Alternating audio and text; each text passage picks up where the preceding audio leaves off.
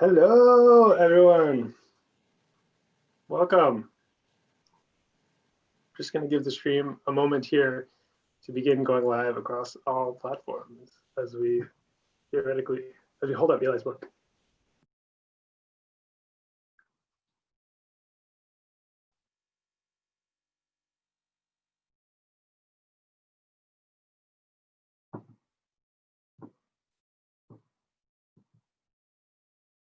Hello. Good evening, everyone, and welcome to Librairie D+Q's virtual fall event series. My name is Luke Langell, and I work as store manager here at Librairie D+Q. I'm incredibly honored to introduce Eli Tareq El Bechelany-Lynch as we launch Not Body with special guests CASON SHARPE and Faith Arkorful. I want to start by mentioning that our bookstore is located on the unceded territory of the Kanien'kehá:ka. While many of us refer to Montreal as our home, it is named Tiohtià:ke. We are grateful that creating and sharing stories has been a part of this land for thousands of years, and we urge you to seek out a story that is different from your own. Tonight we'll start with readings by Faith and CASON, followed by Eli. All three will then be in conversation, followed by a Q&A. The Q&A function for those of us registered participants on Zoom, we can find that at the bottom of your screen. And after the Q&A, I'll pop in again and remind you to purchase Not Body at our store. So lots of you will be happy to know that our bookstores are open for physical browsing presently, and that we're shipping Canada-wide. And we have copies of Eli and CASON's books. These two books, which you can purchase either online or in store. CASON SHARPE is a writer currently based in Toronto. His fiction and criticism has been featured in Canadian Art, CBC Magazine, Brick, PRISM International, and the Hart House Review, among others. His first collection of stories, Our Lady of Perpetual Realness, by Metatron Press, was published in 2017 and remains a bestseller in our store to this date.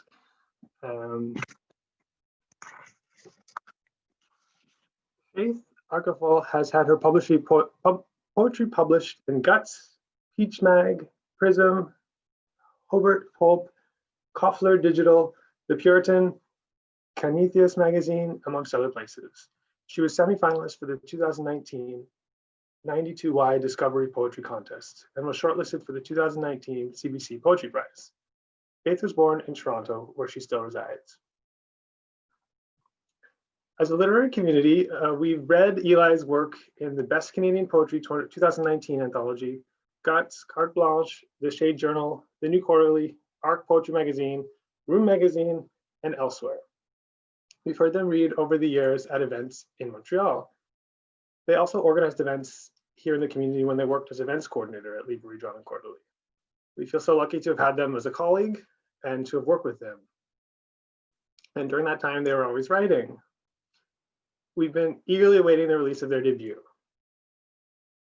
And we're so grateful to be able to read such a beautiful and generous book.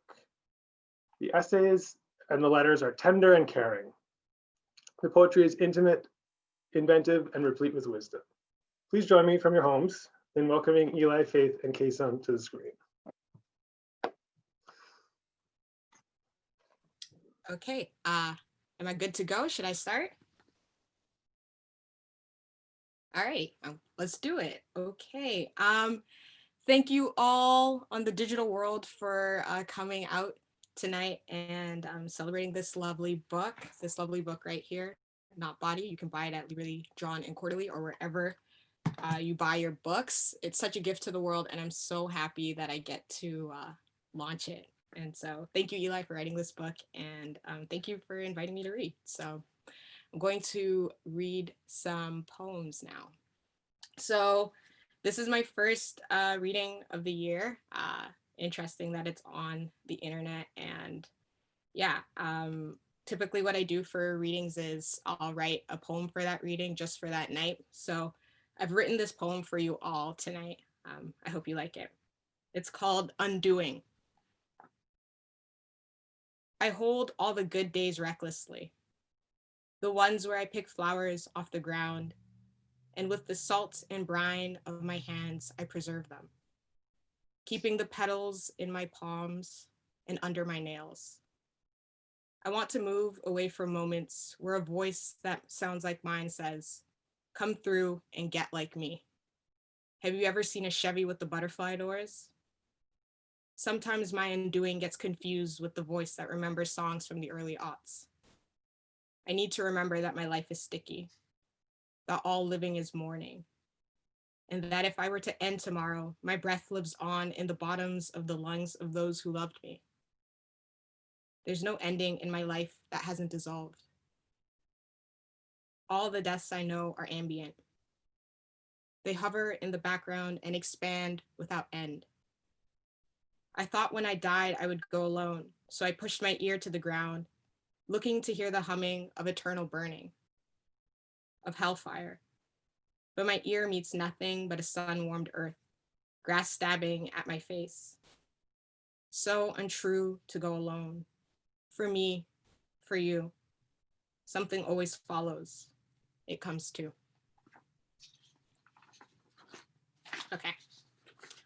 Oh, thank you, thank you. All right, so this poem is called Desire.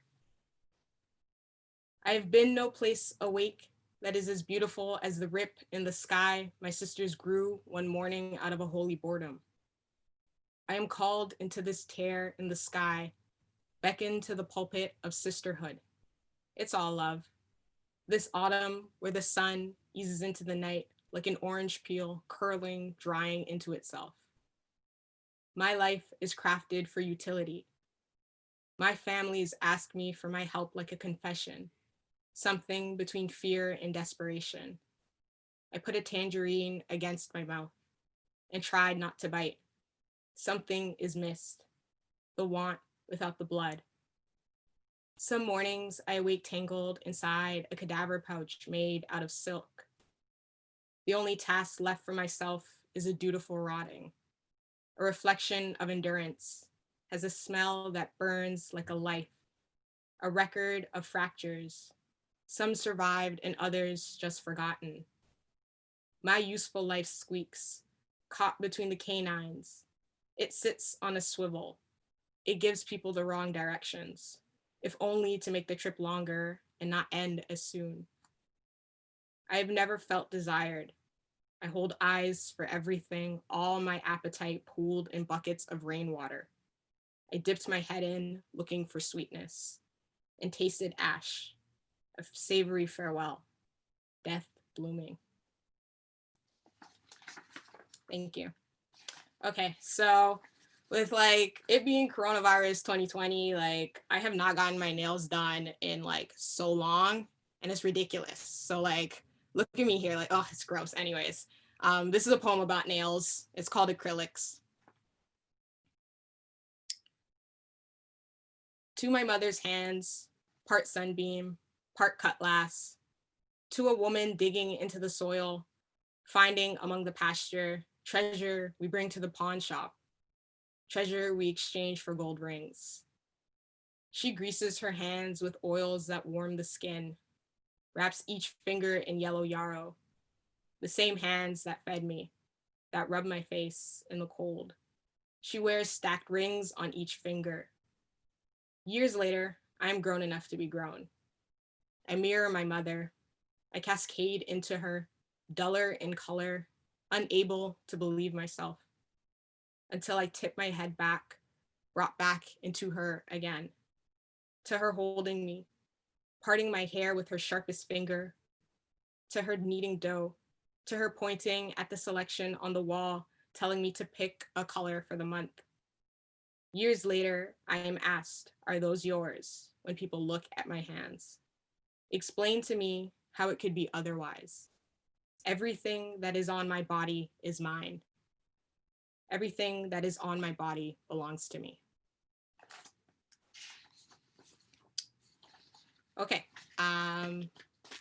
this poem's called Ebid. Is it right to escape yourself before someone else can decide it for you? Nothing fits the same when you're gone. To drink a glass of water becomes work. Sitting still becomes work. Moving is nauseating. I spin myself in circles, trying to create in my bedroom the passage of time, the Earth's orbit. The moment you exchanged your body for fog, I tucked every dream I ever had underneath my mattress. I want to say I was hiding it for safekeeping, but it was really that I had left it for the mice. I could no longer trust myself to remember how good it felt to know you. All I have now is the kingdom of growing pains. I push my hands together, open palms collecting a shadow, absence in the aftertaste of every breath. Reader, is there any escape from the world that doesn't contain a little sliver of dying? Okay. This one's called For My Splintered Self. It's the second last poem I'm going to read for the night. Okay. 1. Father, my only father.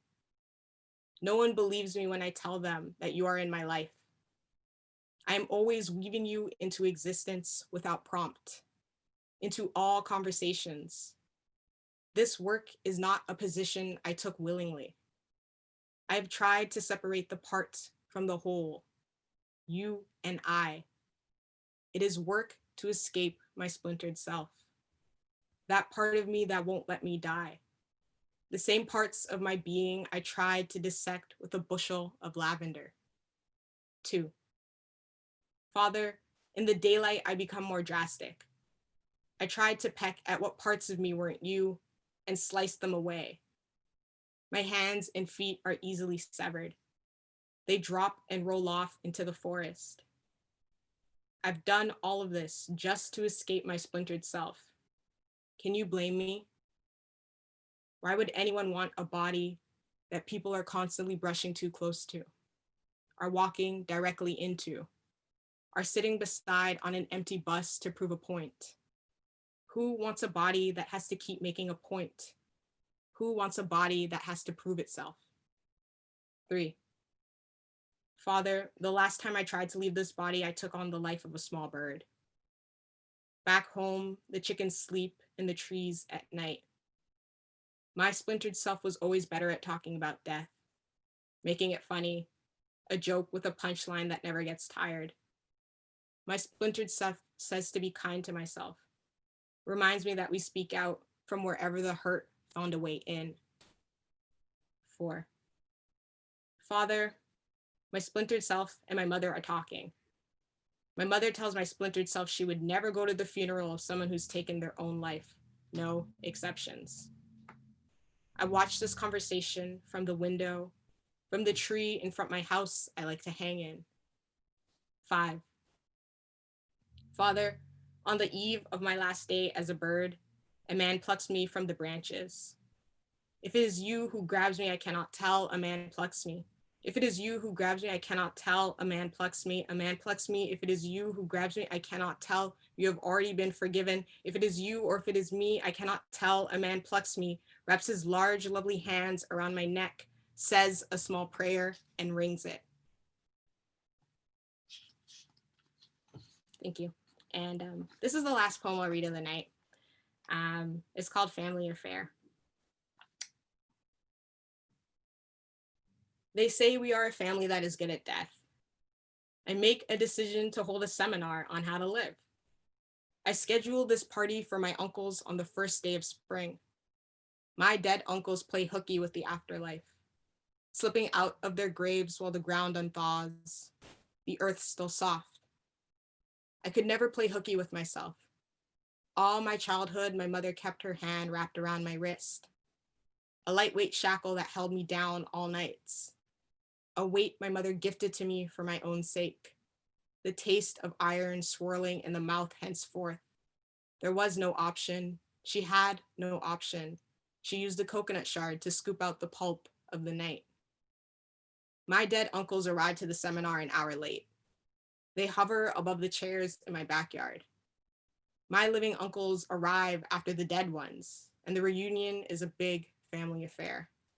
My uncles grabbing one another, grabbing me, grabbing all the seminar pamphlets out of my hands, Papers with titles like Interactions with the Police, Explaining Health Complications to Your Doctor, Drugs, and You? My uncles hand me back this polite literature. They insist upon an idea that in the afterlife, there is very little time to posture over anything other than perhaps a garden. Someone you love deeply. The truth of it, they insist, is that most of living you never really learn. The police come through, as they always do, breaking the warmth of the reunion. My uncles are squished together around a table playing dominoes. The police lean over and ask to play. The police lean over to claim that someone has called about the noise. The police are leaning over. What noise, I ask? Half of the people here are dead. My dead uncles do not speak in the presence of force. Is that not what you wanted? This is the living of not knowing and wanting more. A scoop of survival at the cost of pride. Now that the police have arrived, the party must end. My dead uncles must return to the earth before night when the ground hardens. And although the party starts late, it ends late, if not as late as we wanted. I still feel so loved. I hold all my uncles together. They hold me. In the spring, we get used to the sun staying out for long. My favorite void is from the Valley of Lateness. I love lateness. I love it like I love my uncles, my late late uncles, both living and dead. Oh, how I love the suggestion that the earth can extend, that there will always be room for more time. Thank you. That's it for tonight. Thank you, Faith. That was so good. Like, I feel like all the other panelists should or everyone who's watching should take notes, because that's how you do it. Thank you so much for having me, Eli, and Brennan Quarterly, and for Faith for reading with us. I've seen Eli work on this book in various iterations and parts of this book for years, and I'm so proud of you that you've released this beautiful, amazing thing. And I'm so happy that people get to read it, because they should be reading it. I'm gonna read a little bit of an essay. It's coming out in the upcoming issue of Brick I think in a month or two. It's an essay about me being 16. It was kind of like a memory test. So I was just looking at pictures of on Facebook of that era. And I didn't have any written documentation because I wasn't a diarist yet. And so just through those pictures, I was trying to connect different remembrances. So this is what I got. It kind of jumps all over the place. I'm only going to read a small selection of it. It's called To Know It When You See It. I was at a house party in Hyde Park in a circle of girls on the lawn with a Mickey of vodka when the public fact of my gayness tipped some critical mass. I was 16. It was spring, verging on summer. I had a crush that spring, the same one I'd had all year. He was a grade ahead of me. We were in the same drama class, a grade 11-12 split. He was quiet, so quiet that it was his thing. The class was called Drama Production, or Drama Pro, in which students staged the school play. That year we put on Timberlake Wharton Baker's The Ash Girl, a reimagined Cinderella story in which the eponymous heroine escapes her torturous family and battles manifestations of the 7 deadly sins in order to attend the ball of the royal family, who have been inexplicably recast as South Asian. I was cast as the prince's best friend and was happy to get a big part, even though I was convinced I only got it because the character was brown and there were only a handful of other brown kids in the class to choose from. I told the director I was Black, but it didn't seem to matter. The kid who played the prince was from Iran. The director dressed us in what we assumed was traditional Indian garb, sourced from the school's costume room in the basement. They hired a local South Asian choreographer to teach us a Bollywood dance for the curtain call. They told me to ham up my performance, to play it for laughs, so that's what I did. My crush was white and played the sin of sloth. I talked to him all night at the cast party, which was hosted by one of our classmates in the basement of a middle-class home in Riverdale. My crush was gay, but didn't really like dicks. They were sort of ugly in real life, he said. I laughed. He was moving to Nova Scotia for university in the fall. I had never touched a dick that wasn't mine before, had never had one unveiled to me as an event. I got my first fake ID that spring from a basement head shop on Yonge Street that sold the usual bric-a-brac of teenage stoners, bongs and glass pipes, Led Zeppelin t-shirts, Bob Marley posters. They advertised their fake IDs as souvenirs for tourists. Leslie took me there one day after work. She bought her fake ID from there the year before, but had since lost it. The squat older man who ran the place took our pictures passport style in front of a white backdrop. He disappeared into a back room, re-emerged 10 minutes later with a health card and a student card for each of us. They could scan under a black light, he told us, which made them more authentic. I got my first job that spring too, working the weekends at the warehouse of a wild foods company owned by my brother-in-law's dad. The warehouse was one of many along Geary Avenue. My job was to keep an eye on the place while the rest of the team worked different farmers markets across the city. My tasks were minimal: keep the place clean, package, label, and shelve any incoming product, answer the phone. They could have managed just fine without me, but my brother-in-law's dad threw me a bone because he knew I could use the extra cash. When everybody had left for the market, I played my music loud and danced around the warehouse like it was my very own nightclub. Years later, rising rent squeezed out many of Geary's commercial occupants, including my brother-in-law's dad. This mass exodus created a vacuum for a clandestine nightlife scene to develop around these newly unoccupied warehouses, as if predicted by my teenage daydream. To work, I wore whatever I wanted, mostly this pair of blue seersucker shorts or this pure pair of black skinny jeans I bought on sale from Exile in Kensington. I forget what the brand was, but the logo appeared on the inside hemline, a black and white drawing of a cigarette. They clung to me, made me feel leggy like a model, like the paparazzi shots I'd seen online of Agnes Dean smoking during Paris Fashion Week. Over time, the jeans developed a rip in the knee, thigh, and crotch. I tried to sew the rips shut or hold them closed with safety pins, but they would inevitably burst open, spreading further each time until the jeans finally self-annihilated. Dad said I shouldn't wear such tight pants. People might get the wrong impression. Dad and I lived in the same one-bedroom apartment in Alexandra Park where we've lived since I was in preschool. Dad slept in the living room on a futon he'd stretch out at night and fold back into a couch shape come morning. We spent most of our time in the living room a few feet apart with our backs turned, him facing the TV in one direction and me facing the computer in the other. He came home to find me masturbating in front of the computer on several occasions. I'd hear his key in the lock and fumble to pull up my underwear and close the tab of whatever porn site I had going.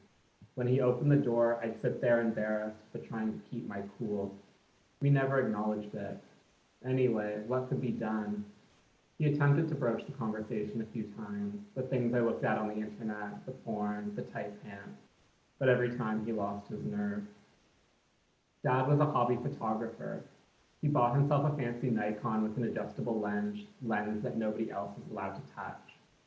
When I was a preteen, we used to walk down to Nathan Phillips Square on warm summer nights to see the jazz festival or buy thick-cut fries from the food trucks parked on the corner.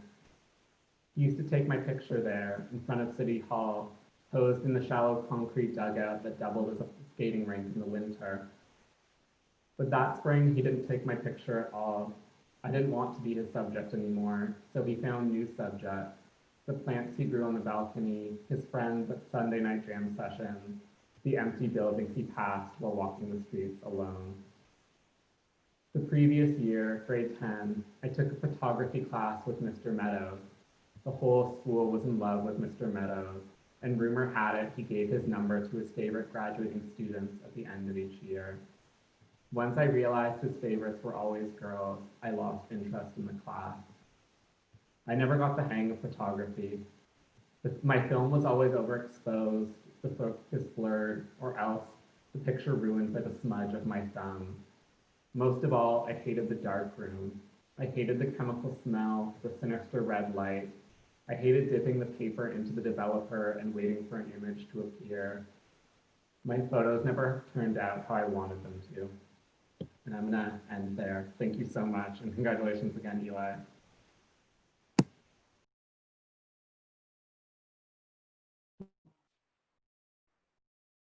Hi, everyone. Thanks, CASON and Faith, for reading. It really means a lot to have you here for my launch. I feel like the best part of writing for me is also having writing community. So it's really lovely to have you both as such special friends. So, and also to be also such great writers. Thanks for sharing, both of you. My sister just called me Draco Malfoy in the comments, so you know, that's where we're at. Yeah, thanks Luke and Mara and John and Corley for having this event, and thank you everyone who's here for joining. It's pretty weird to be launching a book during a pandemic, this book here, called Not Body, which has a little picture of me by my friend Lee. But I don't know, trying to make the best of trying to launch a book on Zoom, and the book has already gotten a lot of really nice attention. So it's been really great to like just hear about other people like reading this book and relating to some of it. So yeah, I decided to read 2 new poems today because Faith inspired me. And then I'm going to read from the book. So this first poem is called We Count Sheep to Fall Asleep. And it's after Zoe Mani Sharpe's Lost Plus, who is CASON's sister. And so yeah, this is called We Count Sheep to Fall Asleep. If looking is first, then love is waiting for a chance. We count sheep to fall asleep, but when the going gets tough, the tough take melatonin, admit to our defeat. We take the express bus downtown, which means we raise our hands and hope it arrives before the rain starts falling. We cram into a small space, and the man beside us, generous smile, smells like fish. Hope is manufactured when luck fails us. The evil eye is perched on the edge of our bed, but the nightmares still haunt our sleep. It's not like a dream catcher, but it is a shooing away of spite. Bring the dead back, if only to ask them a question. When did you realize you were dead, and did you regret the war? That is 2 questions, so they only answer one. We regret nothing but the sacrifice of human life, now that we know what is on the other side. And the next poem is called The Tradition. Both of these poems are probably going to appear in my next book called The Good Arabs, which I'm currently finishing writing soon, which I don't suggest to anyone to write 2 books in 1 year. But as CASON mentioned, these books have kind of been in the works for the past few years and kind of just really started solidifying recently. So I at least had a little bit of material before I had to start writing a shit ton. So thankfully there's that. So this one's called The Tradition. Outside near the Dépanneur on Ogilvy and Hutchison, or close by on Kerbe and Saint-Roch, we walk slowly, head bowed down, out of bed before we make it to the bend in the road. This feeling of, will they fall out or will they not? Like apples at the end of the season, rotted on the inside, filled with bees, a thud when they hit the ground.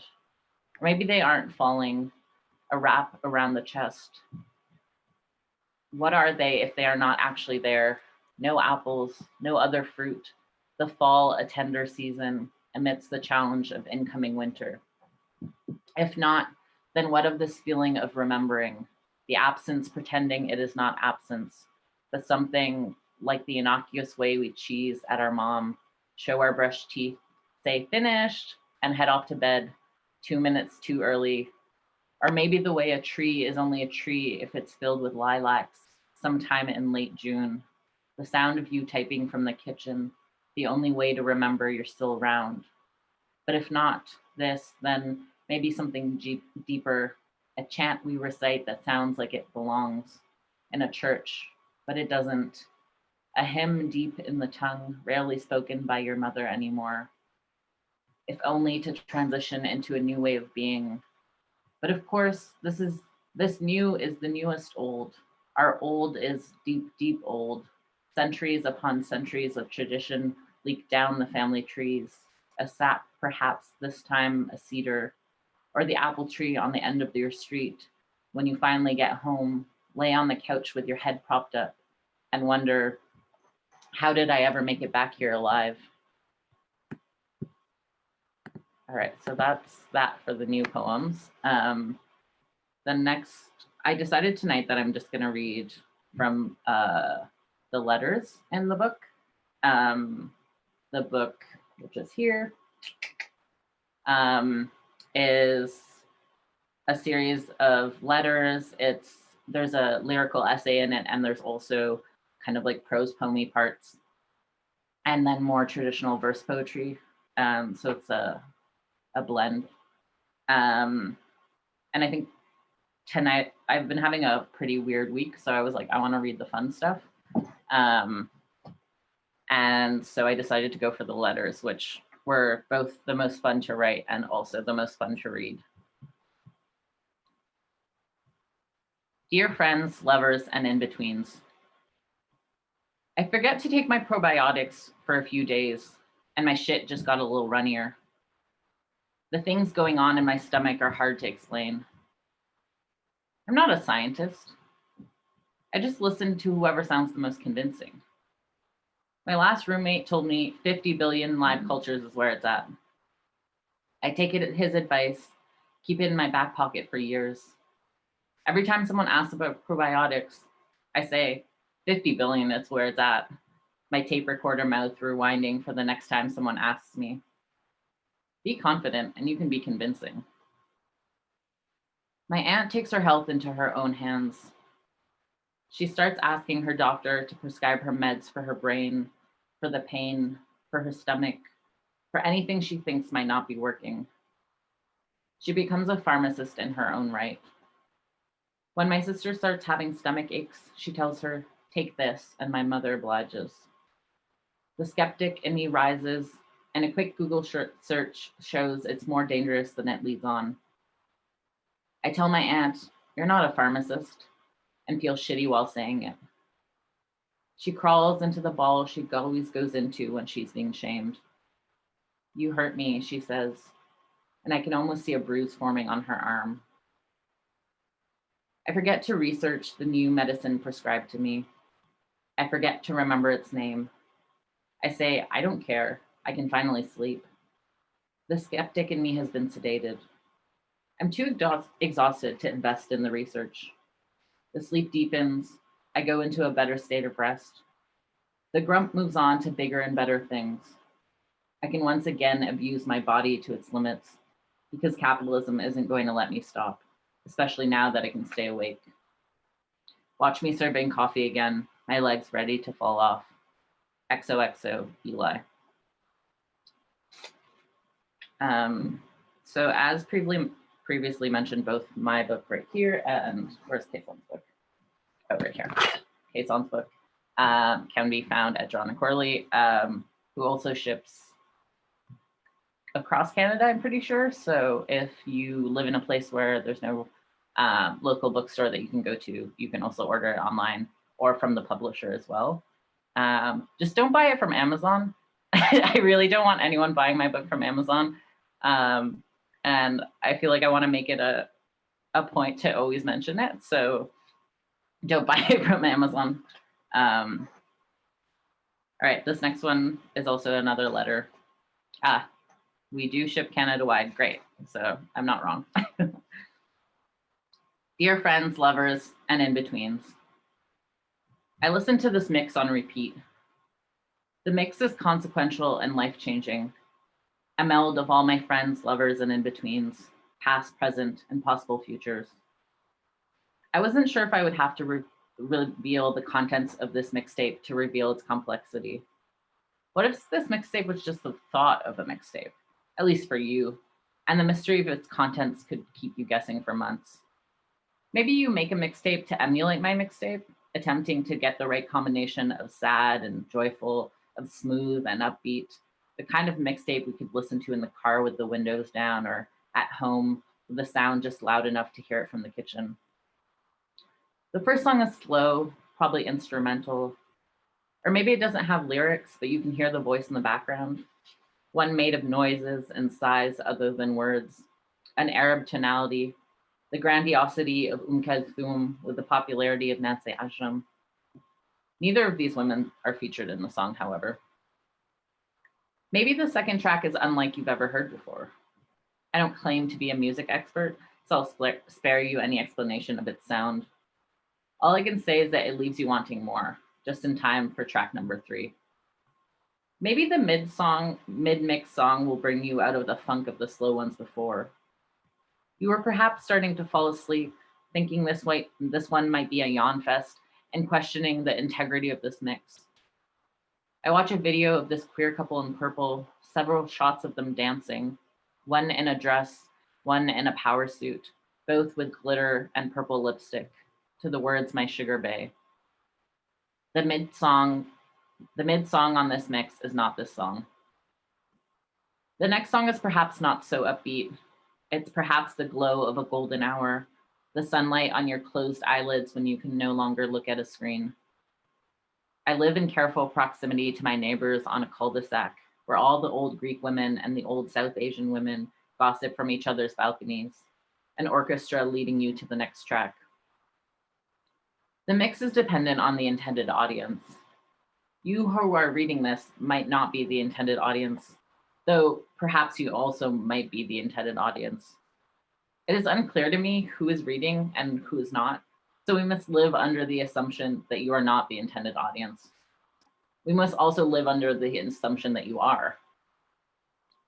I might skip describing many of the next tracks because they're not so different from the 5th or the 6th or the 7th. This is called cohesion. The tracks are only different enough to move the narrative forward, but not so different that the listener is derailed. No, we must keep the cohesion, the pretense of chaos without the overall effect. But don't get me wrong, this is a no-skip mixtape. The last song is only for you, the one you who might not even be reading this. Only you will know what the last song sounds like. Then again, perhaps the last song doesn't even exist. You didn't think I'd reveal all my secrets, did you? XOXO Eli. That was my attempt to write about music and actually not write anything about music. All right. Dear friends, lovers, and in-betweens. Standing in front of a pool of hot water, my body is ready for a disassociation that never comes. What a pleasant surprise. I remember the times my hands overheated so much in the low dish sink at work, all wet and wrinkly, my body feeling elsewhere, the heat rising in me, my feet no longer connected to my body. You tell me we must first jump into the hot, then the cold, but we mustn't scream. We wince going into the cold pool while this older lady toughs it out, starts doing the breaststroke. We breathe deeply to remind ourselves our bodies are not being attacked, but I still jump out of the pool before you, not wanting the cold water to touch my junk. Bessel van der Kolk is in the hands of every queer on the queerest bus in Montreal. The 80 houses them all, reading about trauma and boasting their somatic knowledge. I ask Bessel what it means that I don't fight or flight, and he tells me, freeze is most effective for you. I laugh because it's winter in Montreal, so we're all frozen, but Bessel doesn't get the joke. He's hard to make laugh, so I try harder, telling him that I forgot a memory, but it came back so suddenly that it smacked me right back into bed. My knees start hurting when I walk upstairs. My back hurts when I lean in too much. Bessel asks me why I think pain is funny, and I don't have an answer. Would my life be less fun if I didn't laugh when my wrists start feeling like those of a person with osteoarthritis? I haven't lived long enough for my bones to wear down over time. Bessel has no humor, but I decide not to ditch him. I tell Bessel, I'm only 25. You gotta find it's funny that I feel 80. Bessel thinks it's sad, and this is when I ditch him. Coke in Dutch means pond, depth, abyss, chasm, and vortex. I think Bessel might be too deep for me. XOXO, Eli. All right, I'm gonna read this one that is sort of about Grey's Anatomy because it's what I tend to do when I'm like zonked out and feeling tired and need to just check out. So dear friends, lovers, and in-betweens. We all have our boring vices. Mine just so happens to be a good binge watch. And maybe I set up candles on the bedside table to make myself feel nice. The Netflix queue prepared for self-care TM. The winter season shuts everything down, opens up old wounds, and we bear it all in silence. Under bedspreads and cups of tea, I watch doctors on Grey's Anatomy try to figure out complicated diagnoses while my own pain remains undiagnosed. Dr. Yang spends a 6-episode arc trying to figure out how 3 previously healthy kids all develop cardiomyopathy. I daydream, pretend Christina spends months trying to figure out my own pain. Who would want that kind of attention? I won't lie, I also daydream about her as a dyke, her boss energy feeding the dream. But I don't have my very own doctor filled with empathy, gossiping with her friends as I lie still in an MRI machine, wondering if my brain might be where they find it. We all have our fantasies. Some think about sex, others a diagnosis so they can scream in their doctor's face, say, "Ha, I told you something was wrong." I was right. We're not all made equal. Sometimes we are Virgos with a knack for keeping a grudge. Don't worry, darlings. I promise to try harder to loosen up, do a few yoga poses to ease the pain. But every doctor I see tells me to lose weight, as though a few extra pounds is the source of it all. What does a few even mean? The words weigh on me, ways of seeming not like those other fat people. The fat phobia is a vice we all hold on to, pretend health is our utmost concern, not the hottest men alive on the front pages of magazines with their lean muscles and their six-packs. Aren't six-packs just stomach rolls that hurt more when you punch them? Beats me what we're all trying to do. Imagine spending your whole life worrying about your weight. I still can't see a scale without cringing. When the student doctor says, "You don't want to weigh yourself, do you?" during my routine checkup, it's the first time I've been given a choice. Bet you thought I was in bed again. Psych, I finally made it to the studio, writing to you from my uncomfortable desk chair. XOXO, Eli. I think I'm gonna read 2 more.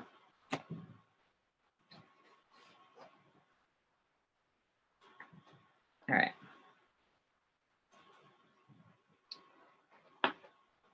Dear friends, lovers, and in-betweens. I began the day reading bits and pieces from Renee Gladman's Calamities. You told me you read bits and pieces to past and present lovers, so I stubbornly told you not to read it to me. My childish need to be unique stood before me, but I pushed it away. I began my voyage with my eyes closed until I had to open them to read. The day has passed, and it is always 3 p.m. before I know it, and I haven't even read a sentence. My day only begins with the beginning of Renee's day and the woman-loving woman energy she infuses into the text. I try to read between the lines, but Renee is more complex than most. We dedicate our days in bed to building a friendship she does not know about. This friendship grows in me, and her meaning less obscure builds new bridges between my own understanding and hers. The next morning, I wake having dreamed of falling in love with an anonymous white man. I only remember the color of his hair and how much taller than me he was, but the feeling I'm left with coats my body, and I can't shower enough to wash it off. We wake up together, and I tell you about the man. You tell me that you'll give me time with my dream man while I pick the crust out of one of your eyes, and your morning chuckle is sleepy. We wake and we sleep, and sometimes nothing changes. The book beside my bedside table starts piling up. I lug my books out of my room to convince myself that they are new. My friend tells me she visits her hallway bookshelf like a bookstore. Missing the bookstore clerks, she perches FaceTime me on the edge of the bookshelf, and I tell her, that will be $19.95. But my discount, she demands. Oh yes, I say, that'll be $16.95 for you. Pardon my mistake. The insecurity I feel grows until it pops like a pimple, the white head squirting out, half solid, half liquid. I tell you about it and you tell me from 6 feet away, why didn't you just tell me? I tell you I wanted to work it out on my own, and you tell me you always want to hear my gossip. We settle for a pretend hug and dismiss the whole thing as fake. I begin the next day with a meditation, visualize my feet leaving my bed. I imagine a sun salutation, imagine my arms moving in slow circles. I fixate on one point and try to clear my mind. Every time my mind wanders, I wrench it back to the black circle, the circle of nothing. Renee sometimes returns to tell me to relax, but her voice is not nothing, and so I shoo it away till later. It is midnight when I pick up Renee again. She is lighter than before as we've reached page 56. I began the day wanting to fold the previous essay into this new one because I had learned just after writing it that it was possible to make beautiful, complex structures with paper, and you did not need to be an architect to do this. Replace essay with letters. This correspondence has gone so long that I can't seem to find enough paper. The shops are closed, so I make do with the backs of old school forms. Shh, Renee's trying to sleep. XOXO, Eli. After I wrote that letter, I was like, I'm such a creep. Writing about Renee Gladman as though I know her. But mostly I just creep her on Instagram. So that's accurate. All right, so here's the last letter. And after CASON and Faith and I are gonna ask each other a couple questions. And then folks, if you have some questions, you can put them in the Q&A and we'll try to get to as many as we can. So dear friends, lovers, and in-betweens, please know that when I'm in bed, I'm thinking of you. Not in a sexy way, unless that's what we've decided. So sometimes in a sexy way, but mostly in a missing way. I always miss you, no matter how close or far you are. Sometimes I forget to miss you if you've been away too long, and that's my biggest sadness. I think I look at my phone too much, but mostly it's to remember you. Send me a text telling me you're on the metro or taking a shit, or need me to text you out of a panic attack. Send me beautiful selfies of your face or your desk or the office dog. When we are far, we can be close if I just think about you enough. Sometimes my hands turn into claws and the ache stops me from texting. Know then that I still love you. Maybe call me. Maybe wait a little bit longer. Sometimes I'll text you through the pain, and I promise that is sacrificial love. I'm not saying it's right, but is love right or wrong? If you are my mom, stop reading now. If you are my friend, do as you please. The bed is my favorite site for pain, for pleasure, for both. When I'm always in pain, it might be a surprise that I want someone to fuck me so hard it aches. The ways I control my pain are the most delicious. I stack books by my bed to remember faraway friends. It's not an original thought, but I've always looked at books for salvation, a departure from my body to another in movement, in love, in action, in difference, in change. Solidarity from my bed to yours, or your couch, or your wheelchair, or you're sitting on the metro while old people glare at you to get out of the accessible seat because despite your legs being filled with cement from the inside. Maybe one day we'll know how to love each other in all our dignity. XOXO, Eli. Thanks again, everyone, for listening. Stoked to talk. Yeah. Hello. Yes, Eli, that was amazing. Thank you. Both of your readings were really great too. I'm so stoked. Wow. It was like the heart eye emoji, like just consistently the whole time. One thing that's kind of interesting about Zoom readings, this is my first one, is like, I mean, like, I do miss reading in front of people, but it's kind of cool. Like when you're in the, like, you can see in the chats and people are just like, Yeah. "Huh, love it, amazing." Like, Yeah. great. Because like, Plus we can do this reading because I'm not in Toronto and you guys are, so Okay. another benefit. okay. Cool. Should we get to the questions we were gonna all ask each other? Yeah. Yeah. Did I start? Hold on, let me just pull this Yeah, up. go for it. Okay. All right. So I actually had two questions. I'll ask the first one just because I like see your sister in the chat. But like, yeah, I wanted to kind of just like talk about our siblings. I think if I'm correct, we all have like just sisters. Mhm. Okay, yeah. So yeah, so I just kind of wanted to talk about that. Eli, your book, this book right here, Not Body, is dedicated to your sister. Who you called your biggest supporters. So, and Kason, I know your sister Zoe and your other sister is amazing too. So I guess, yeah, I just wanted to talk about how our sisters have impacted our work, and also how they've like supported us and all of that. Cool. Do you want to go, Kason? Sure. My sisters rule. I think Zoe is here now. Hi, Zoe. I love you. I don't know. I don't think I would probably be like interested in writing or like consider myself a writer if it wasn't for my sisters. And also like them being older, I think is also a dimension of like a lot of my references are cribbed from my sisters. A lot of the like influential books and music and movies that like made me interested in art were kind of passed down to me from my sisters. So like that level of inspiration like has kind of been embedded in our relationship since childhood, and it's really like important to me. Yeah, I think like, well, I don't know. I don't want to just jump in, but I feel so like I don't know.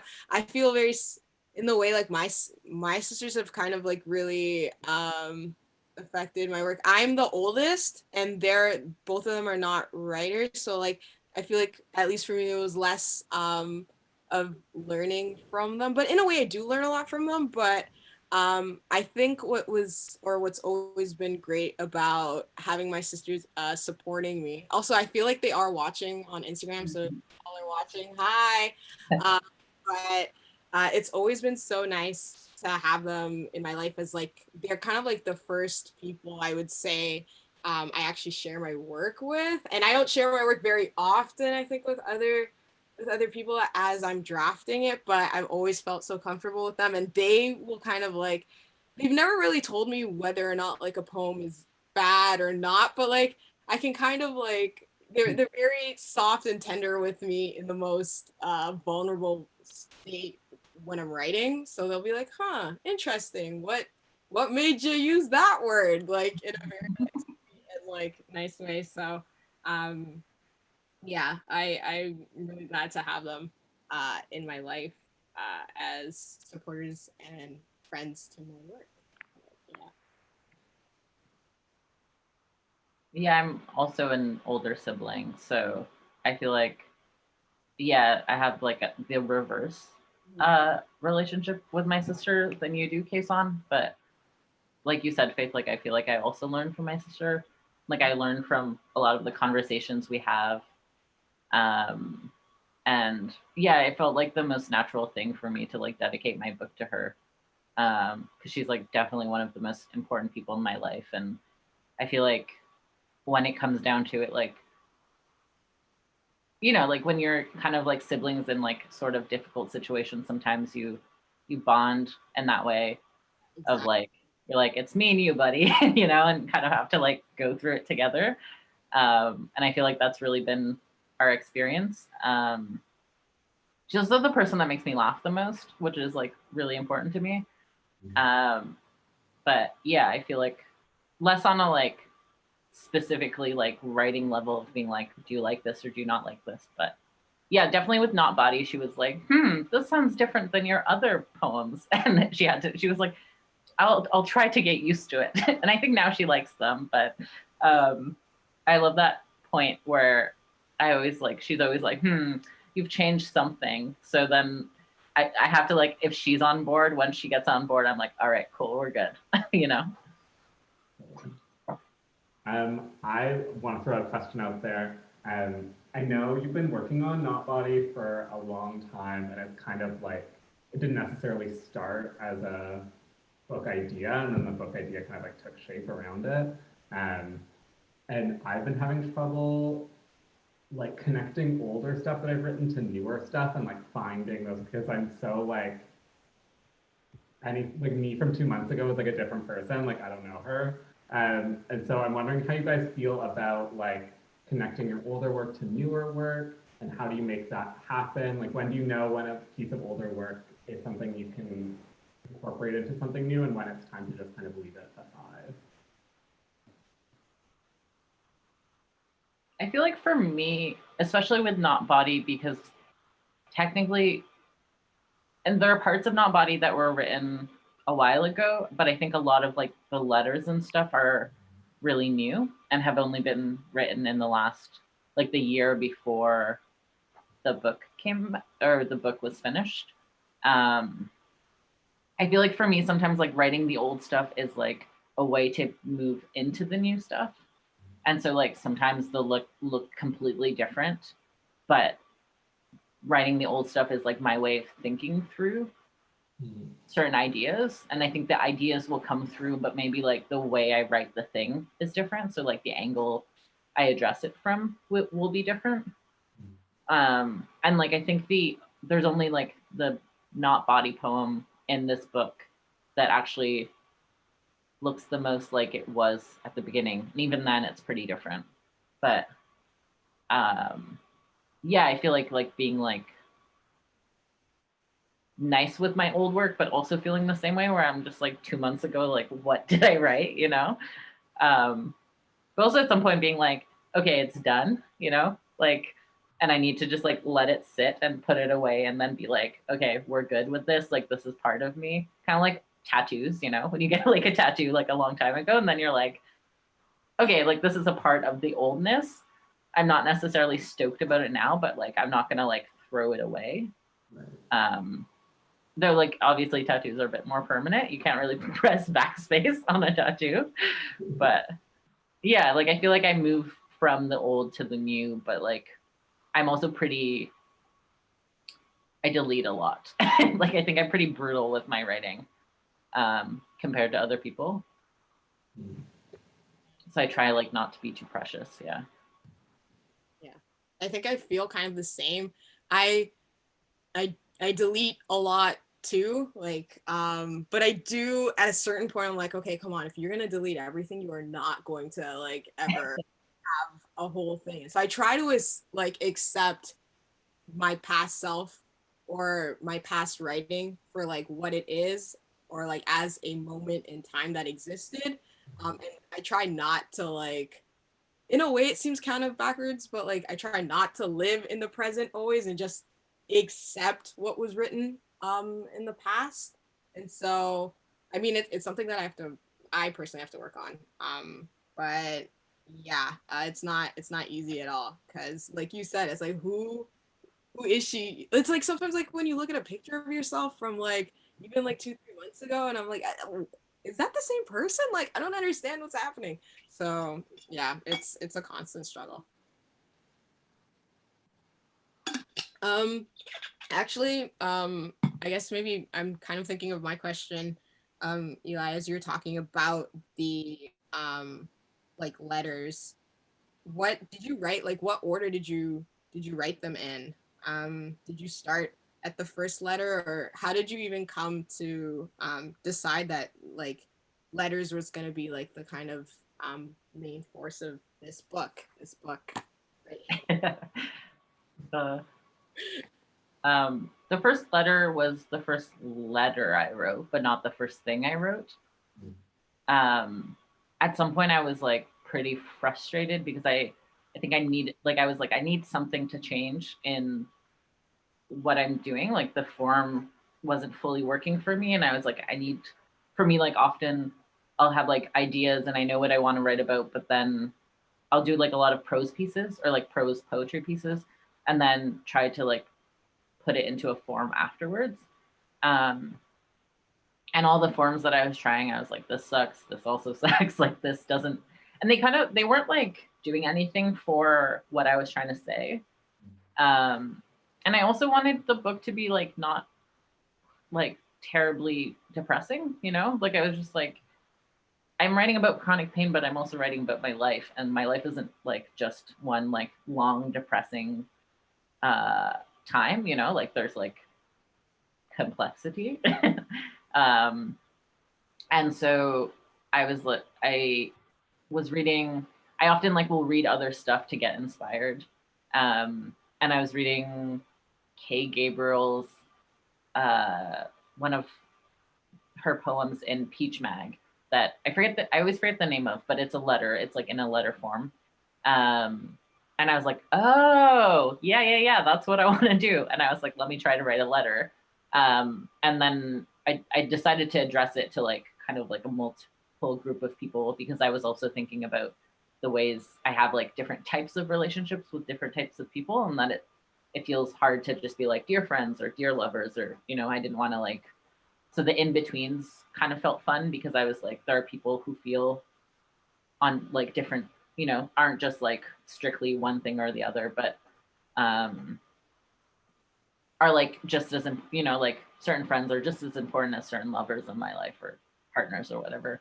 So that part was to try to like create space for that. But yeah, then the letters, I was like, oh, this gives me so much room to play around. And I was also reading Tommy Pico and I was like, I want to make jokes in my poem. Like, I don't want to be, I think humor in this book was really important because once again, I didn't want to be like a depressing fest, you know? And I don't think that poems without humor are depressing, but I think that what I was trying to write felt depressing if I didn't include humor. Yeah, I guess I'm curious about humor in your work. Because I know CASON, like, or like for both of you, but I know CASON for you, like, having seen you read a bunch and like often be like, people are laughing at things that I didn't intend to be humorous. And like that I feel like that's such a thing for people engaging with your work. Like how you feel about humor and how you feel about including it. Yeah, I think like I kind of, that really resonated with me when you were talking about not wanting it to just be this depressing thing because it really kind of devalues the like content and its like richness to just frame it as a purely depressing and very serious thing. So I like to have humor in it, but it was hard doing readings and have people laugh at things that I didn't find particularly funny but also part of it was working through of like, I was making a joke, but I didn't quite know that I was making a joke and like figuring out how to be more intentional with humor. And yeah, so that's been kind of my process around it. I mean, I was also think like the way that you use humor in the book, like the classic line now, I feel like it's like classic of like, mom, stop reading.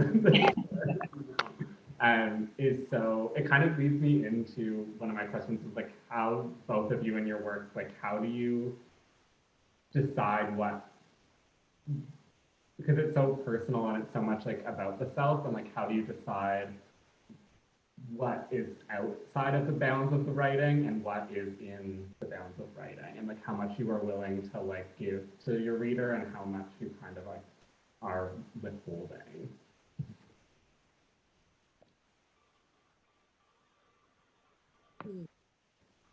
At least for me, I find it, yeah, like it's such a struggle. It's such a balance that you have to deal with. I just try to remember, maybe this is gonna sound like selfish, but like I try to just think of myself first, think of 100% what I feel comfortable with, what I feel comfortable sharing with. And if I feel comfortable sharing that with myself on the page, I will think, or I'll take time to figure out if these are poems or writings that I want to share with people.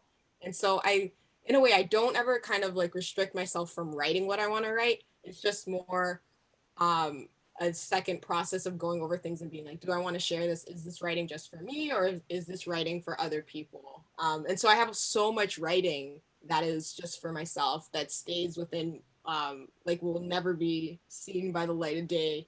And so as long as I try to just remember that, that I have that liberty, and that I sometimes feel like there can be kind of this unspoken feeling that like everything you write needs to be shared with someone, or everything that you write is for a imagined audience that isn't yourself.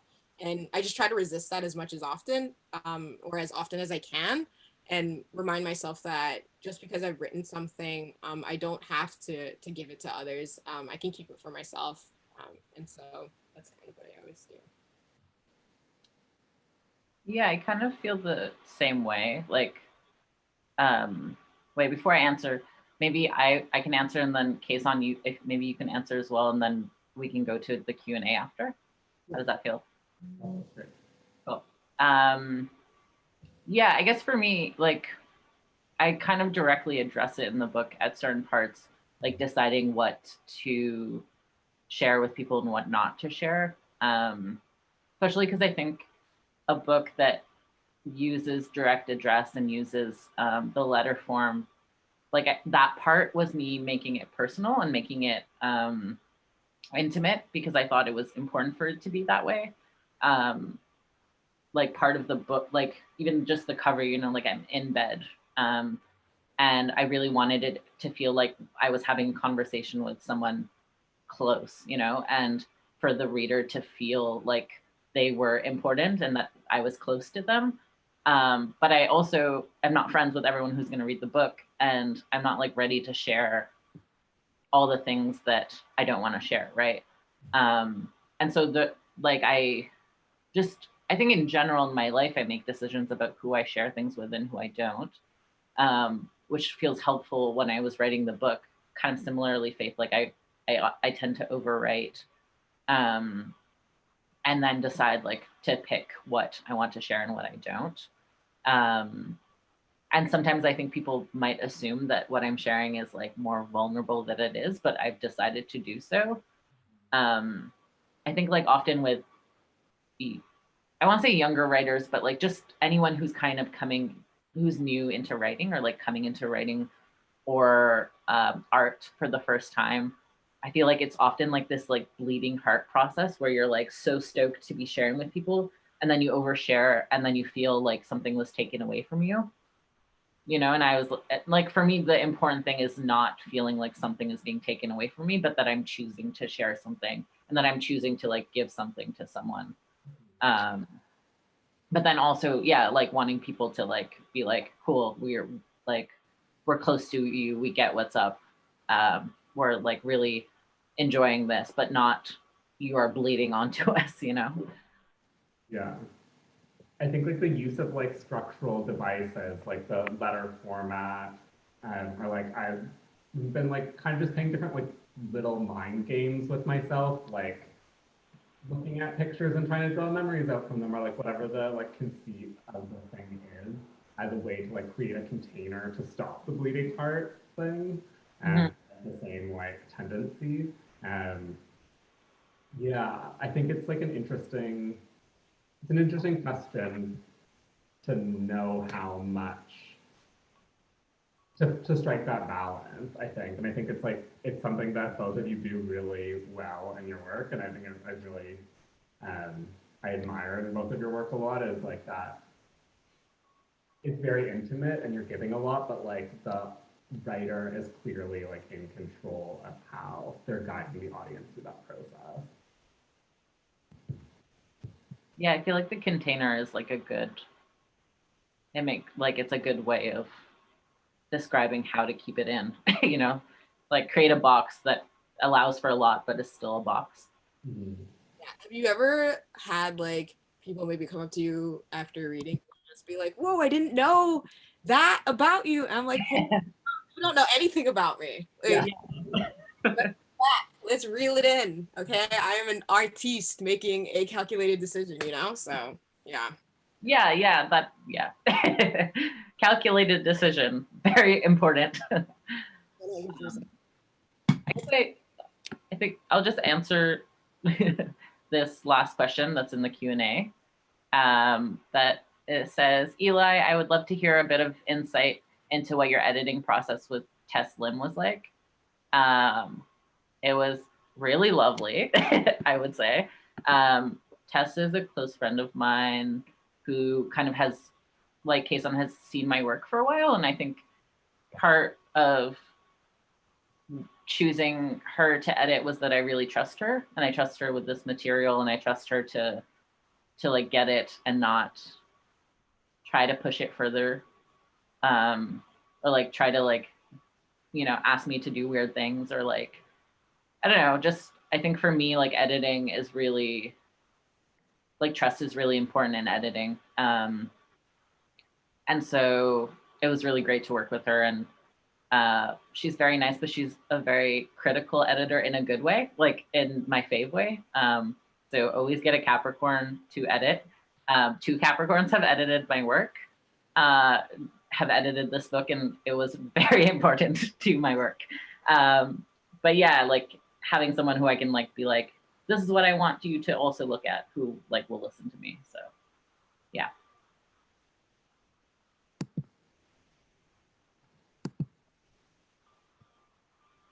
Thank you so much, everyone. Thank you, Eli, Faith, and CASON. And thank you to all of those who participated and attended. It's wonderful to see everyone in the chat and connect over this wonderful book, which you should go out and buy if you get to acquire a copy. Yeah, to repeat my mention, we are shipping it Canada-wide, no matter where you live, and we're open in store. The link is somewhere in the chat to buy the book. Thank you, everyone. And yes, you should buy not only Eli's book if you don't have it, but also CASON's book, which is right here.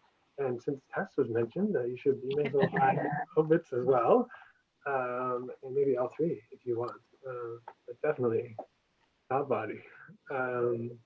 Thanks again, everyone.